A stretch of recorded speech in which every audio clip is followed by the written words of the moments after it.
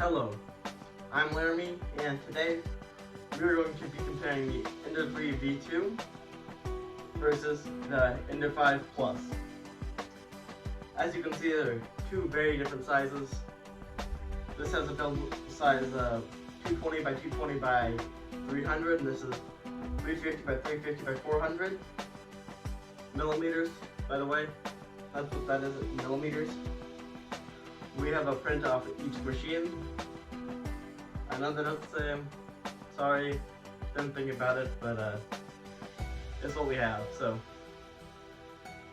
they have what looks to be the exact same spool holder, and this one, when I got it, it doesn't have a heated build plate. It should, but it didn't, so I can tell you what I got, but I can't tell you your mileage may vary. This also has a touch screen, versus this one just has a regular knob to select, and then you push into select. Oops. This one raises and lowers the breadth and for the Z-axis, and I was having issues having it print at its full size, so I ended up getting a Raspberry Pi and basically printing it in tethered mode, and that worked around that problem. I don't know if you'll have that issue if you get this, but I did, and I can tell you what I got, and it was very frustrating at first. So I have to print in tethered mode to get access to its full build plate, which isn't fun, but I found that and got it to work. This one, I've had no trouble getting it to print it to its full size. It prints just fine. I use Cura for my slicing and for my printer slicing, so I just put these used with their appropriate files. So,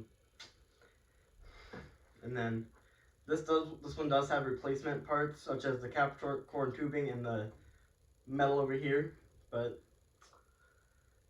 so this one is slightly modified. It has replacement fans, but I've also had this one longer. I like the size of this one, but it prints slower for me because, again, no heated, so I have to slow down the printing speed. And then this one I can print decently fast. And I know this one can print TPU. I'm not sure about this one, so your mileage may vary. The TPU I used was a semi-flexible material. It is down here, right over here. Very flexible. But so we have that. Both of the beds are removable. This one you have to remove 4 little clips, and this one just has 2 little metal brackets holding it on. This one has a little drawer for you to keep tools in and stuff, which is nice and handy. Anything else? The pros of this one: it is cheaper, it was more user friendly and easier to set up. This one took, I think, an hour or maybe 2, so for me to build. This one took like 2 hours, close to like 2.5 to 3. So building time was not fun. I didn't. This one I had to do plug-in wiring over here, which wasn't bad, but it was not the easiest thing in the world. Anything else that I'm missing? Oh yeah, this one has nice little adjustment knobs. This one does not. And oh, this one does have a filament runout sensor. So if it runs out of filament, I think it'll stop the print or pause the print, not stop it. But so this one does have that nice feature that the Ender 3 V2 does not. But it also comes in at a higher price range. This was like 500 and something. This is like 310. So price, and so this is almost double versus this one. You do get bigger size, prints bigger. it allows for different things. This one was easier to assemble, wasn't super expensive, and isn't hard to upgrade. This one comes with a BL Touch, which is a automatic bed leveling sensor, which is very nice. That I forgot to mention that the Ender 5 Plus does come with that, which is a nice feature to have and use. This one has no bed sensor and has a plastic shroud versus a metal one. See, plastic versus this metal housing. Is there any other main differences? As you can tell, this raises and lowers the Z-axis, and this one, the build plates on the Z-axis on this one, and the Z-axis on the Ender 3 V2 moves up the carrier system, and the build plate moves forward and back. So there are those differences, and if you want to tighten the belts on this one, you have to take out screws versus just twisting these knobs. This one has a nice little drawer for you to store tools in. This one doesn't have a nice drawer like that, but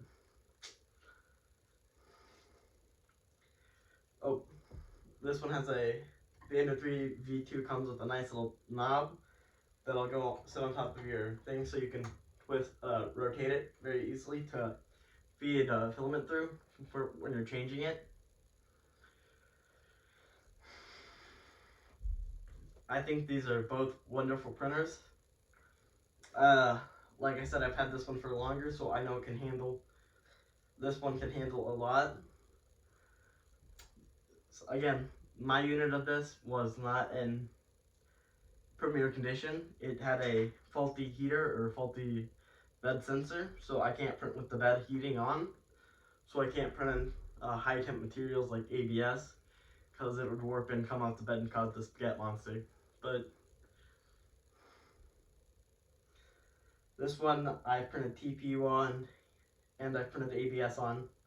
The ABS still warped on this one, but it could actually print it. Anything else that is important to note? Which one would I recommend? I do like the size of this one, so if you're decide you want if you want to get a big printer with a big bed, this one is very nice for that. But if you're just wanting to get started and get in, and if you're asking me which one I recommend for a beginning 3D printer, for someone just getting into the hobby of 3D printing, then I'd have to say the Ender 3 V2 or regular Ender 3. They are very starter friendly. The V2 has its power supply is nice and tucked under it versus on the regular Ender 3, but we don't have that one out right now. Both these are very contained and I would say very kid friendly. Like, they're not, I wouldn't let a kid come up and just start, but if you want to, if you a parent and a kid want to do this together, I think this one will be an easier starting platform. So if you want my recommendation, it depends.